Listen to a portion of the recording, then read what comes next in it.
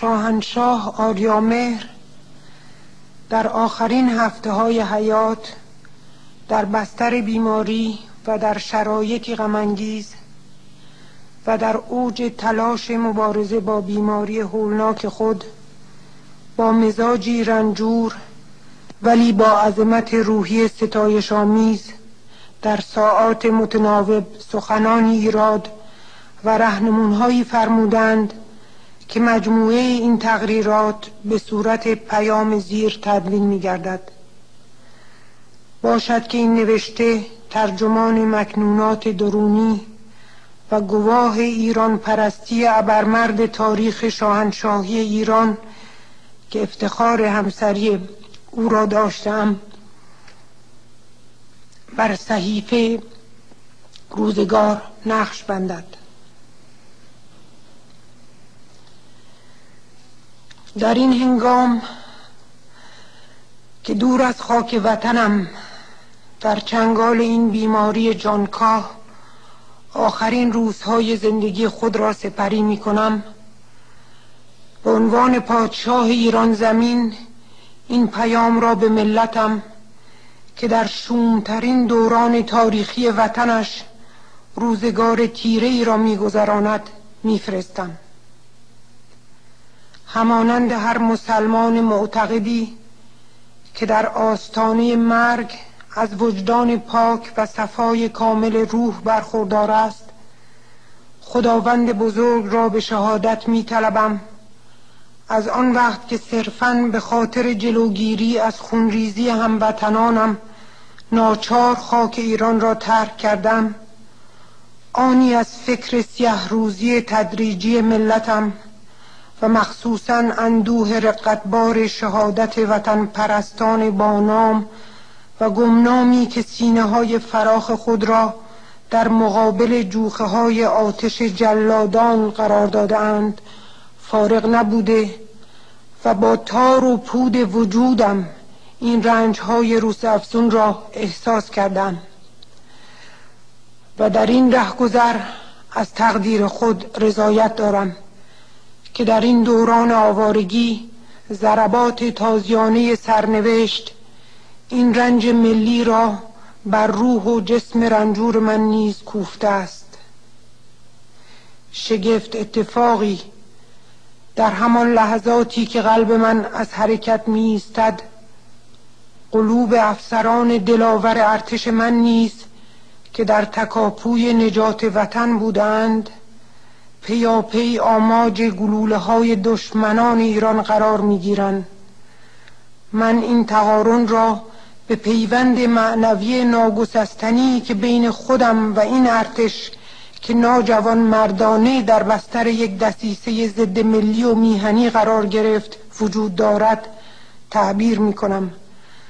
و برای اینکه چنین پیوندی جاودان بماند توصیه می کنم که بعد از نجات کشورم کالبدم در گورستان این شهیدان جان باخته وطن مدفون گردد.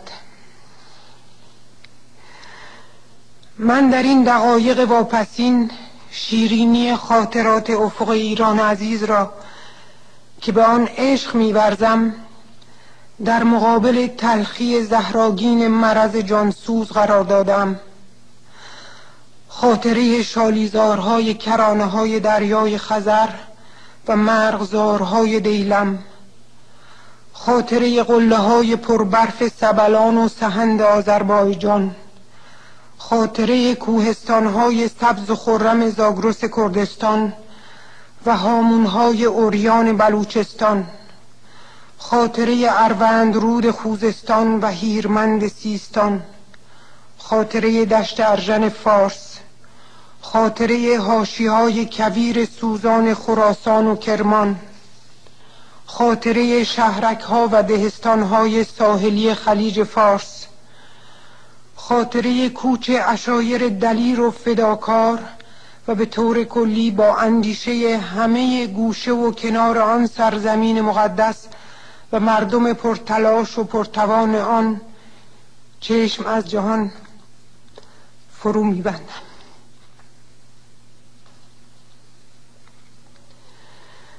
به یاد داشته باشیم که صفحات تاریخ وطن ما فراز و نشیب‌های فراوانی را در خود حفظ کرده است، ولی همچنان که حمله اسکندر، هجوم مغول، فتنه افغان و اشغال متعدد بیگانگان قادر نشدند مشعل فرهنگ و تمدن باستانی ایران را خاموش کنند، مطمئن هستم که شعله‌های فروزان این تمدن و فرهنگ در پرتو انوار خیره کننده خود بر این سیاهی اندوهبار چیره خواهد شد و یک رستاخیز ملی افتخارات نسل حاضر را در تاریخ درخشان ایران ثبت خواهد کرد. من سرنوشت کشور را به قانون اساسی می سپارم. این قانون اساسی ودیعه گرانبهایی است که انقلاب مشروطیت به ملت ایران ارزانی داشته است و به همین جهت صیانت و احترام به اصول آن که بنیان تمامیت ارضی و استقلال میهن ماست و همچنین شالوده حاکمیت ملی متکی بر قومیت تاریخی و مبانی اعتقادات مذهبی مردم این سرزمین بر اساس آن استوار است، بر همه آحاد کشور از واجبات ملی است و پاسداری از آن را به پسرم تأکید می کنم. امیدوارم او که اینک در عنفوان جوانی جوهر وجودش مانند هر جوان ایرانی دیگر سرشار از غرور ملی است، با درک حقایق این تجربه تلخ تاریخی که ملت ایران به بهای گرانی اندوخته است پند زمانه را بیاموزد و فقط به اتکای احدیت متعال و پشتیبانی نیروی مردم و همگامی با آن پرچم مقدس سرنگ ایران زمین را در اهتزاز و سرافراز نگاه دارد. ولیعهد نوجوان ایران را به ایزد توانا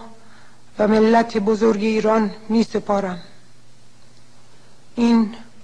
آخرین اراده من است.